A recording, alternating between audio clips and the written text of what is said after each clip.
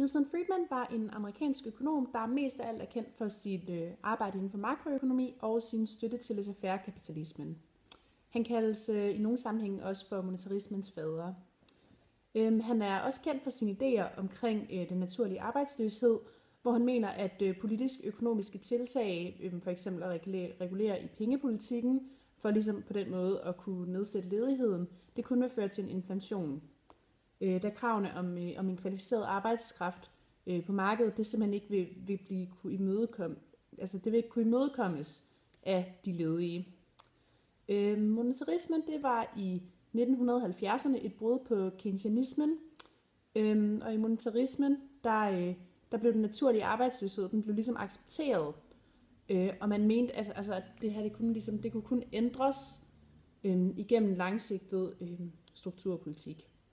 Vi ligesom kunstigt at hæve og sænke renten, og ligesom på den måde kunne styre efterspørgslen af varer, vil man ifølge monetarismen simpelthen kun kunne forvente en inflation, hvilket på længere sigt vil føre til en ukontrollerbar løninflation.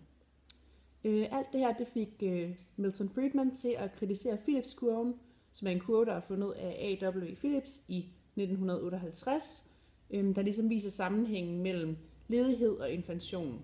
Hvis man ligesom forsøgte at sænke arbejdsløsheden, men accepterede, at der var en høj inflation, så måtte det indebære, at arbejdstageren fokuserede på den nominelle løn, hvilket ifølge monetarismerne ikke er rigtigt, da de mener, at arbejdstageren fuldt ud er bevidst om, at det er reallønnen, der er det afgørende. Så Phillips-kurven den virkede ligesom kun i det øjeblik, hvor at arbejdstageren begik en fejl. I monetarismen der har man stor tiltro til, at de samfundsøkonomiske selvregulerende kræfter, og man mener, at økonomisk-politiske tiltag og indgreb, det er ligesom, kun er til skade for den samfundsøkonomiske udvikling. Alle former for lempelig økonomisk politik vil skabe ubalance og dermed inflation. Og i tilfælde af en økonomisk krise, der er det simpelthen op til markedskræfterne selv at genskabe den samfundsøkonomiske balance. Bekæmpelse af inflation er derfor det vigtigste samfundsøkonomiske mål hos monetaristerne.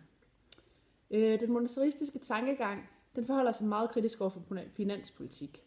De mener, at der er sådan adskillige væsentlige praktiske problemer ved tilrettelæggelsen af en korrekt økonomisk politik. For eksempel så kan der gå helt op til et år, før økonomer de har skabt et præcist billede af den økonomiske udvikling i et land, da det kan tage lang tid at indsamle data. Så derfor så vil en muligvis økonomisk krise først kunne ses efter et år, og der er skaden sket.